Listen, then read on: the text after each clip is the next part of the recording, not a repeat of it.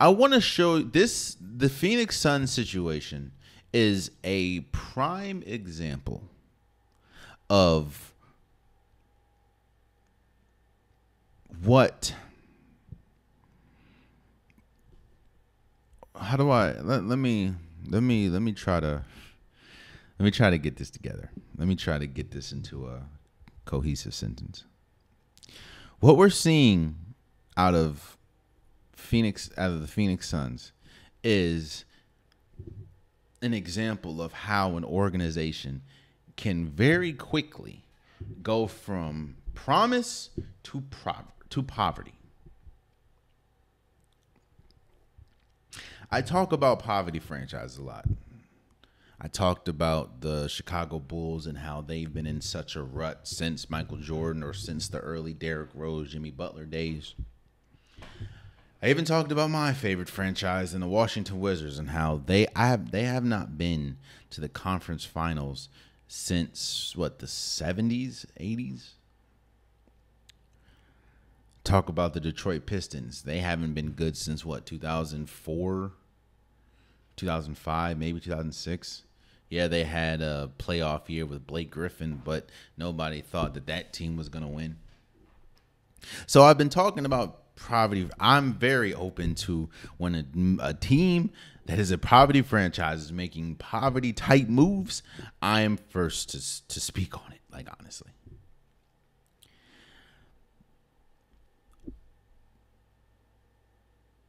But what the Phoenix Suns are doing is poverty franchise like moves. The article that came out was saying that the Phoenix Suns is the first team in NBA history to eclipse a $400 million payroll. To put that into perspective, the Golden State Warriors didn't even have the Golden State Warriors that had Steph, Clay, Dre, KD did not even have a $400 million payroll. And you're probably saying to yourself, well, Jalen, yeah, when you have Kevin Durant, Bradley Beal, Devin Booker, all making upwards of $50 million a year pretty much, yeah, you're going to have a high payroll. And for that, I'm saying you're right. I'm not shocked that the payroll is as high as it is. What I'm saying is that is the issue. The issue is you're trotting out a team that has the highest payroll in NBA history, yet and still, I don't think this team is anywhere closer to a championship than they were last year. I understand, and I do think that they will be better this year because a lot of the year they were struggling with maintaining consistency because of injury. They didn't play a lot of games. Bradley Beal, Kevin Durant, and Devin Booker did not play a lot of games together because one of the three was injured majority of the time. If it wasn't Bradley Beal, it was KD. If it wasn't KD, Devin Booker missed time. There was a good chunk of the season that they did not play together at all. And I understand that that's probably going to be different next year.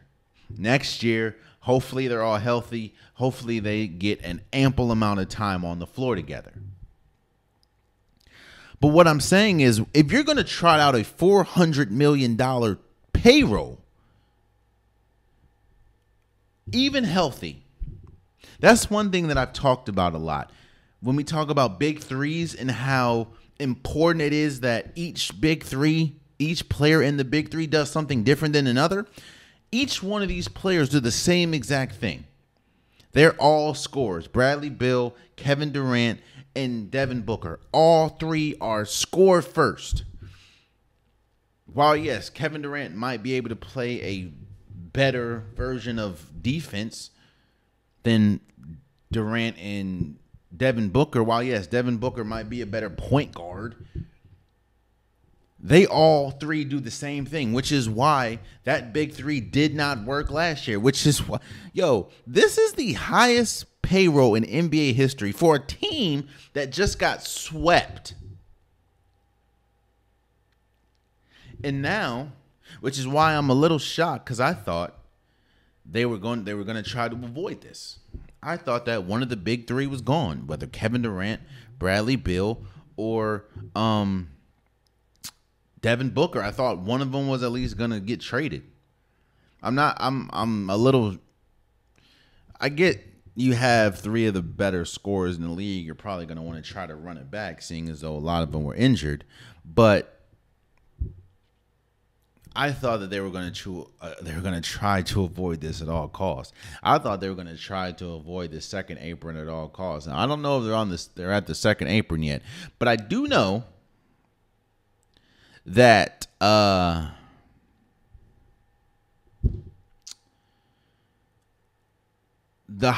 team with the highest payroll in NBA history is not even close to a championship. And it's not because they don't have great players. I think Kevin Durant's a great player. I think Bradley Beal has a chance to be a great player, or has moments where he's a great player. I think Devin Booker has moments when he's a great player. But as a team, they're not a good team. Look who just won the championship. The Boston Celtics, the team in which not only did they have by far the best record in the regular season, but they were allotted the best team in basketball.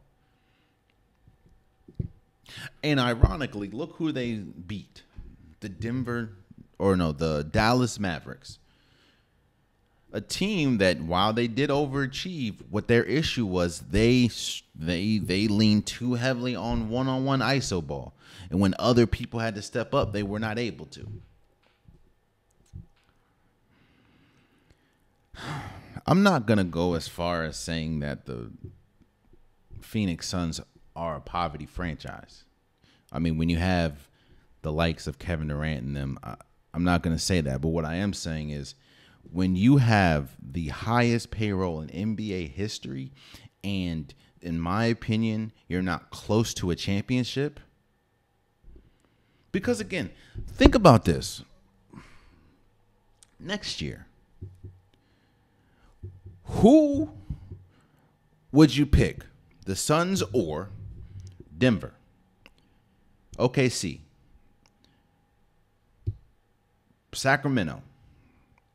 Minnesota. Golden State. Did I say Denver? Dallas. I'm sure that Phoenix has a good shot with most of all those teams, but it's going to be a gauntlet next year. It's going to be a hell of a year for the Western Conference next year. I forgot to say the Lakers. And I think if you're going to be the highest payroll in NBA history, you should definitively be better than a lot of those teams that I just said, a lot of the teams that you're going to be going against on a nightly basis and that you're going to have to go through to get to an NBA championship. And I can't, in my right mind, say that the Phoenix Suns are decisively better than any of those teams. And that is why I'm saying, while I'm not going to call them a poverty franchise, I'm saying they're making poverty moves, which is crazy because poverty means like pretty much broke and you're the highest payroll. What I'm saying, what I mean by poverty is you're making decisions that are taking you further and further away from the ultimate goal, which is win a championship. I'm not saying they're broke. I'm saying you're not making championship caliber moves. And I would understand, and I wouldn't be shocked if it said the Boston Celtics was the highest pay or had the highest payroll in NBA history. I'm like, well, I get it. You have two players that's making over $300 million and you just won a championship. I would understand if they said the Dallas Mavericks or the Denver Nuggets were the highest payroll. I get it. one team just went to the finals. The other team just won it a year ago. I get it. That's not what it said. It said the Phoenix Suns are the highest payroll in NBA history. A team that just got swept. Oh, man, you stayed to the end of the video. I appreciate you. If you like what you saw, be sure to hit that subscribe button so you'll never miss any content from your boy. You can also go back and watch past episodes, past clips, and don't forget that the Unpopular Podcast, new episodes drop every Wednesday and Saturday. Appreciate you.